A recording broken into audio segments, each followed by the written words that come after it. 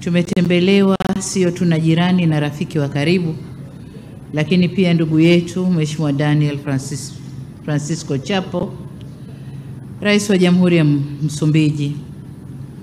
Nianze kwa kumshukuru sana Mheshimiwa Rais Chapo kwa kukubali mwaliko wangu na kuja kutembelea, na tumemkaribisha yeye na ujumbe wake hapa nchini. Baadhi yenu mtakumbuka kwa mwezi Juni mwaka huu, mara tu baada ya kupitishwa na chama cha Frelimo kuwa mgombea wa urais, Mheshimiwa Rais Chapo alikuja nchini ili kujitambulisha. Leo nina furaha kubwa kumpokea kama Rais wa Jamhuri ya Msumbiji. Kwa namna ya pekee na kwa niaba ya serikali na Watanzania wote, nirejee tena pongezi zetu za dhati kwa Mheshimiwa Chapo kwa kuchaguliwa kuwa Rais wa Jamhuri ya Msumbiji. Kwa hakika ushindi wake umepokelewa vizuri na Watanzania, na tunakupongeza kwa mengi ulioyafanya ndani ya muda mfupi, ndani ya siku zako 100, hususan kujenga uchumi wa kitaifa na umoja wa kitaifa na kurejesha amani na utulivu nchini Msumbiji. Hongera sana Mheshimiwa Rais. Nitumie fursa hii pia kukuhakikishia ushirikiano wetu wa dhati kwako binafsi na serikali yako katika kufikia malengo yenu ya maendeleo. Ndugu wanahabari, Tanzania na Msumbiji sio tu majirani na marafiki kama nilivyosema awali, bali ni ndugu wa damu. Ndio maana jamii za Wamakonde, Wamakua na Wayao zinapatikana kote Msumbiji na Tanzania.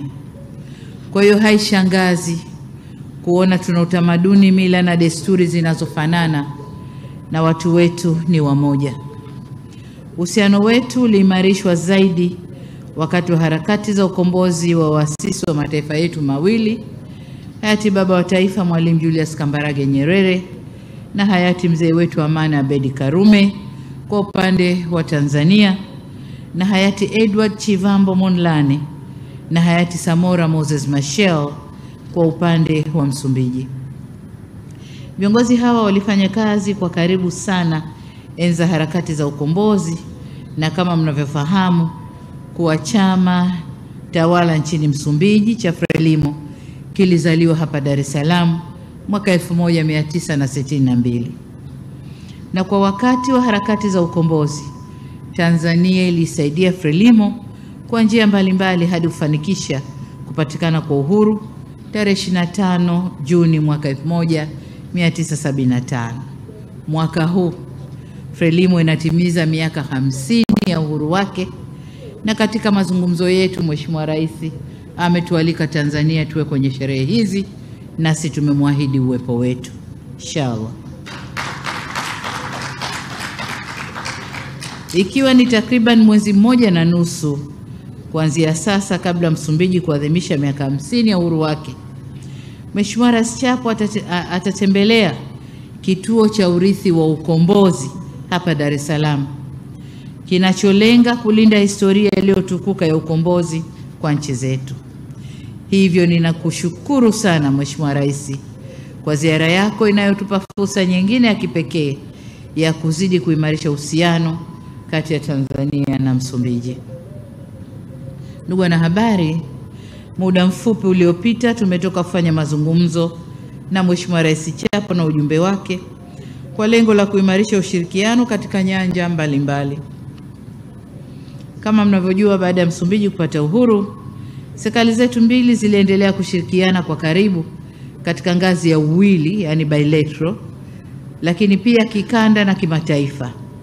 Tulianzisha tume ya kudumu ya pamoja ya ushirikiano mwaka 1977, na jumla ya mikutano 15 ilishafanyika iliyofanikisha kuanzishwa kwa ushirikiano kwenye maeneo mbalimbali. Eneo la kwanza ni biashara na uwekezaji. Kwenye mazungumzo yetu tumekubaliana kuwa licha ya ujirani na uhusiano wetu mzuri katika historia, lakini ushirikiano wetu wa kiuchumi bado haujenda sambamba na ushirikiano wetu wa kisiasa na kidiplomasia. Katika eneo la biashara na uwekezaji, tumekubaliana kuendelea kuboresha mazingira ya biashara na uwekezaji kati yetu, ikiwemo kuwawezesha wajasiriamali na wafanyakazi wadogo na wakati kufanya biashara kwa urahisi, yani tuwe na simplified trade regime. Tumekubaliana pia kuharakisha uanzishwaji wa vituo vya pamoja mpakani, sababu sasa hivi watu wetu wanapita kwenye mipaka ya Msumbiji kupitia Ruvuma na huku upande mwingine, lakini kunakuwa na shida za watu kupita, kuchekiwa vitambulisho na mambo kama hayo. Lakini tukianzisha kituo kimoja cha biashara ambapo watu watapita vizuri pale Mtambaswala, tutarahisisha zaidi biashara zetu. Pamoja na hayo, tumekubaliana pia kuanzisha tume ya pamoja ya kiuchumi, na tume hii itakuwa na jukumu la kufuatilia kwa karibu zaidi yale tuliyokubaliana kushirikiana ili kukuza uchumi wetu kwa haraka. Kwa upande wa miundombinu na usafiri na usafirishaji, uhusiano wa kiuchumi unakuzwa na kuimarika kwa miundombinu ya usafiri na usafirishaji. Hivyo tumezungumzia kuhusu umuhimu wa kuendeleza ujenzi wa barabara zetu zilizoko mipakani zinazounganisha nchi zetu mbili, na kufanya mapitio ya mkataba wa ushirikiano wa usafiri wa anga, na pia kuimarisha usafiri wa baharini kupitia ziwa Nyasa, lakini pia usafiri kupita mto Ruvuma. Mawaziri wetu wenye dhamana za masuala ya uchumi na uchukuzi walikutana tarehe 6 mwezi huu hapa Dar es Salaam kuangalia namna ya kuimarisha uhusiano wetu kwenye eneo hili. Kwa hiyo kazi imeanza. Nimetumia pia fursa ya kikao chetu kumweleza Mheshimiwa Rais kuhusu miradi mbalimbali ya kimkakati ambayo nchi yetu inatekeleza, na baadaye Mheshimiwa Rais Chapo atapata fursa pia ya kutembelea miradi ya kimkakati, mradi wetu wa reli SGR ambao unaongeza fursa za kiuchumi nchini na kukuza utangamano wa kikanda kwa kutuunganisha na nchi za Burundi na DRC. Lakini pia tatembelea mradi huo kwa sababu kama mjuavyo, Tanzania tuna azma ya kujenga reli ya kisasa SGR itakayounganisha bandari za Mtwara na Mbamba Bay na kule kwenye machimbo ya makaa ya mawe na chuma, Mchuchuma na Liganga, na kufungua ushoroba wa biashara kusini na kutuunganisha na nchi jirani za Malawi na Mozambiki au Msumbiji. Vile vile nchi zetu mbili zimebarikiwa kwa utajiri mkubwa wa gesi. Hivyo tumezungumzia umuhimu wa kubadilishana uzoefu na kufanya tafiti za pamoja. Mbali na gesi, nchi zetu mbili zina eneo kubwa la bahari ya Hindi na fursa za utajiri unaotokana na uchumi wa buluu, zikiwemo uvuvi, utalii, madini na usafirishaji. Hivyo tumekubaliana pia kuimarisha ushirikiano katika matumizi ya rasilimali za baharini, kubadilishana uzoefu na kufanya kazi kwa karibu kwenye masuala ya uvuvi wa bahari kuu, utalii na usafirishaji.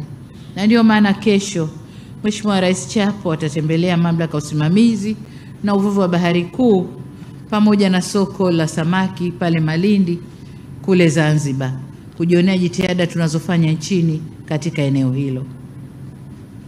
Kwa kutambua kuwa asilimia kubwa ya uchumi wa nchi zetu unategemea kilimo, tumekubaliana kuimarisha ushirikiano kwenye sekta hii ya kilimo, ikiwemo kubadilishana uzoefu na kufanya tafiti za pamoja, hususan kwenye zao la korosho.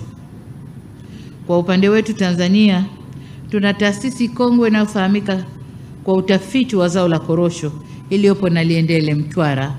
Kwa hiyo tumewakaribisha waje waone tunavyoweza kufanya tafiti hizi kwa pamoja. Maeneo mengine ya ushirikiano ambayo tumekubaliana kuendeleza uhusiano ni kwenye maeneo kiwemo mawasiliano, madini, elimu na afya. Kwenye masuala ya kimataifa, Tumezungumzia kuendelea kushirikiana katika majukwaa ya kikanda kupitia SADC, Umoja wa Afrika na Umoja wa Mataifa ambako sote ni wanachama.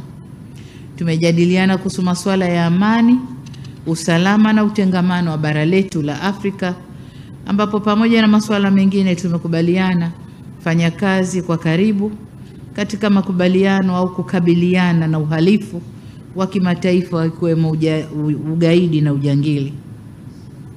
Halikadhalika, nimetumia pia fursa ya mazungumzo yetu kumshukuru kwa ahadi yake ya kumunga mkono mgombea wetu wa Tanzania kwenye kinyang'anyiro cha mkurugenzi wa Shirika la Afya Duniani Kanda ya Afrika, Profesa Mohamed Janabi. Ninapohitimisha, ndugu wanahabari, niseme kwamba haya ni baadhi ya masuala tuliyojadiliana, lakini kuna masuala ambayo sikuyagusa, nitamwachia Mheshimiwa Rais Chapo ayaguse yeye, ikiwemo uhusiano wetu wa kisiasa na mambo mengine. Nitumie fursa hii kurejea shukrani zangu kwako Mheshimiwa Rais kwa kuja kututembelea na kwa fursa ya mazungumzo yenye tija na manufaa kwa nchi zetu mbili. Hiki ni kielelezo cha uhusiano wa karibu na wa kihistoria kati ya mataifa yetu mawili na dhamira yako ya dhati ya kuimarisha uhusiano huu, na kushukuru. Asante sana. Baada ya kusema haya, sasa nikukaribishe Mheshimiwa Rais uzungumze na wanahabari, lakini na Watanzania na wana Mozambiki. Asante sana. Asante.